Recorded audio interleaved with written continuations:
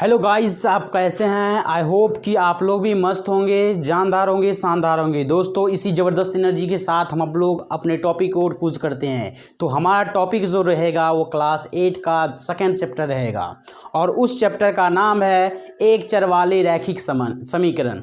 दोस्तों, एक चर वाले रैखिक समीकरण का एक एक टॉपिक, इसका क्या तात्पर्य है, हम अच्छे से इस वीडियो में आपको बताएंगे। तो प्लीज़ लास्ट तक बने रहिए और वीडियो को अपने दोस्तों के साथ शेयर कीजिए। तो चलिए हम बिना देरी के वीडियो को स्टार्ट करते हैं।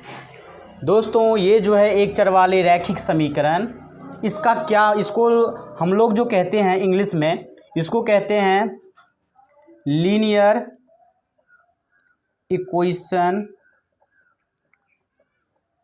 Equation in one variable.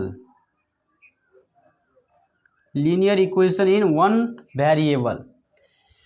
अब ये जो टर्म दिया गया है चैप्टर का इम्पोर्टेंट टर्म, ये जो आपका टॉपिक दिया गया है, इस टॉपिक का पहले मीनिंग समझ लेते हैं। क्या ये इस चैप्टर का क्या मीनिंग है। दोस्तों, ये जो है एक चर वाले, एक चर कहने का क्या मीनिंग है, तो पहले तो हम चर समझेंगे और फिर अचर समझेंगे। चर यानी वेरिएबल और अचर यानी कांस्टेंट टर्म। ठीक है। अब जो हम लोग चर समझेंगे वो समझेंगे चर जैसे हमने कहा कि बताइए एक्स, या हम लोग कहेंगे ए से लेकर ए टू जेड, यानी जिसका मान क्या हो, वेरी करता हो, जिसका मान पल में अभी कुछ है कभी कुछ होगा। तो कहने का मतलब जिसका मान फिक्स ना हो, उसे हम लोग क्या कहेंगे, चर कहेंगे। जिसका मान फिक्स ना हो उसे हम लोग क्या कहेंगे, चर कहेंगे। एग्जाम्पल में क्या होगा, जैसे हमने कहा एक्स, वाई, जेड, पी, के, ये सब क्या है, ये जो आपको दिख रहा है ये सब एग्जाम्पल है किसका, चर का। तो चर हम किसे कहेंगे, जिसका मान फिक्स ना हो, जिसका मान हम निकालेंगे, ठीक है, उसको हम लोग क्या कहेंगे, चर कहेंगे। जिसको इंग्लिश में कहेंगे वेरिएबल, क्या कहेंगे, वेरिएबल कहेंगे। दूसरा जो है होगा आपका अचर होगा, जिसको हम लोग क्या कहेंगे, कांस्टेंट कहेंगे। क्या कहेंगे, कांस्टेंट कहेंगे। जिसका मान क्या हो, फिक्स हो, जिसका मान फिक्स हो उसे क्या कहेंगे, उसे कहेंगे हम लोग अचर कहेंगे। जैसे हमने कहा एग्जाम्पल में, जैसे हो गया 4, 5, 6। अगर मुझे बताइए, आप मुझे बताइए कि ये जो 4, 5, 6 जो है, क्या 4 का मान कभी 5 होगा, 4 का मान बदलेगा, सो बताइए, नहीं बदलेगा। 5 बदलेगा, 6 बदलेगा। इसका मान क्या है कि फिक्स है, ये हमेशा फिक्स रहेगा। चाहे आप दरभंगा में हैं तब पर भी उसे 4 भी बोलेंगे, चाहे आप पटना में तब पर भी 4 ही बोलेंगे। इसका मतलब क्या है, जिसका मान फिक्स हो दैट इज कॉल्ड क्या है, ये अचर है। क्या है, वो अचर है। ठीक है सर, ये दोनों तो मुझे अब क्लियर हो गया है। तो हम बात कर रहे हैं एक चर वाले को। क्या कर रहे हैं, एक चर वाले को। तो एक चर मतलब क्या, एक चर ये हुआ, एक ही चर की बात, या तो एक्स का होगा या तो के का होगा, एक ही की बात होगा। तो उसके बाद कह रहा है रैखिक समीकरण। अब इन चीजों को समझते हैं। रैखिक समीकरण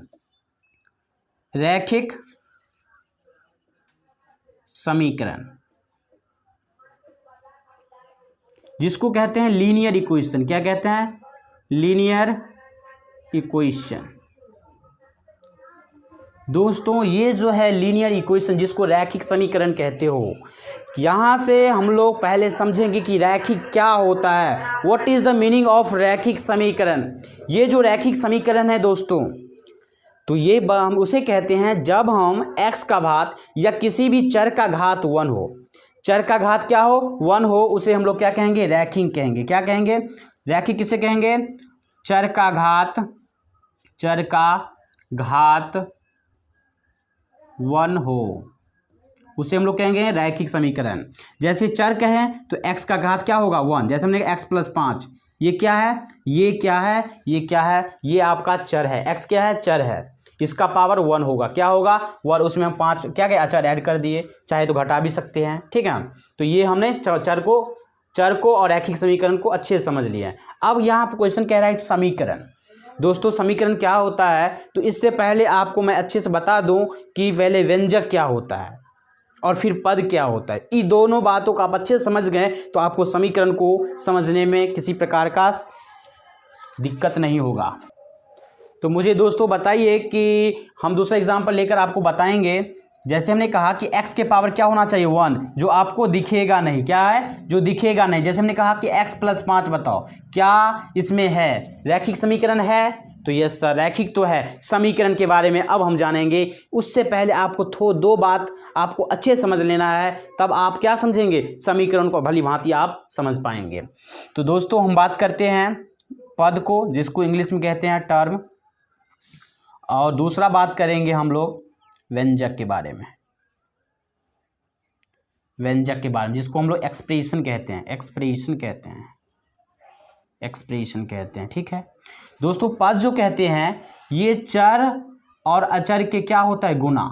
चर और अचर के गुणनफल से बनी संख्या, चर और अचर के गुणनफल से बने संख्याओं को टर्म यानी पद कहेंगे। क्या कहेंगे, टर्म यानी पद कहेंगे। जैसे हमने कहा 2 को x से गुना किए तो 2x, वैसे ही अगर हम लोग इसी को और कहेंगे, जैसे हमने कहा 5 को x से गुना करेंगे तो सर 5x होगा, उसी को 20 को x से गुना करेंगे तो 20x। ये क्या है, आपका टर्म है, जिसको हम पद कहते हैं। क्या कहते हैं, पद कहते हैं। ठीक है सर, पद अच्छी समझ में आ गया। अब जो हम बात करेंगे वो व्यंजक होगा, जिसको हम लोग एक्सप्रेशन कहते हैं। क्या कहते हैं, एक्सप्रेशन। जैसे हमने कहा कि जर 5 को x से आप गुना कीजिएगा तो 5x होगा, इसी में हमने क्या किया, 10 ऐड कर दिया, तो ये क्या है, ये एक व्यंजक है। क्या है, एक व्यंजक है, जिसका पावर क्या है, 1 है। तो रैखिक क्या है, रैखिक व्यंजक, जिसको रैखिक व्यंजक भी कह सकते हो या व्यंजक सिंपल कह सकते हो। ठीक है, ये 5x + 10, वैसे हम लोग 10x + 2 भी लिख सकते हैं। ये क्या है, एक व्यंजक है। ठीक है सर, पद समझ में आ गया, व्यंजक समझ में आ गया।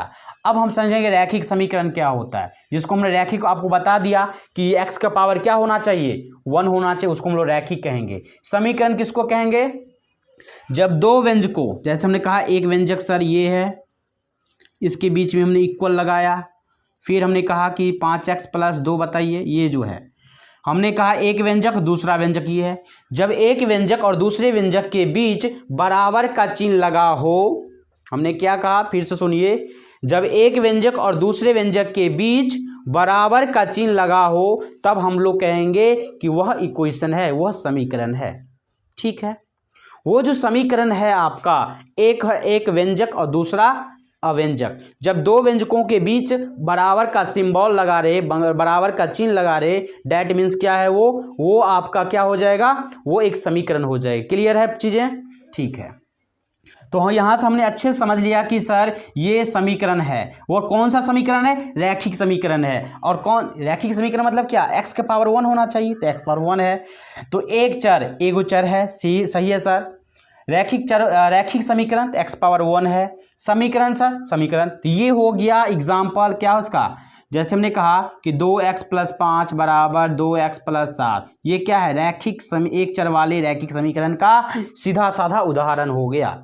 अगर दो व्यंजकों के बीच बराबर का चिन्ह नहीं लगा रहता है, तब हम उसको कहते हैं वो क्या है, वो आपका जो है समीकरण नहीं है। क्या है, समीकरण नहीं है। क्लियर है चीजें, ठीक है।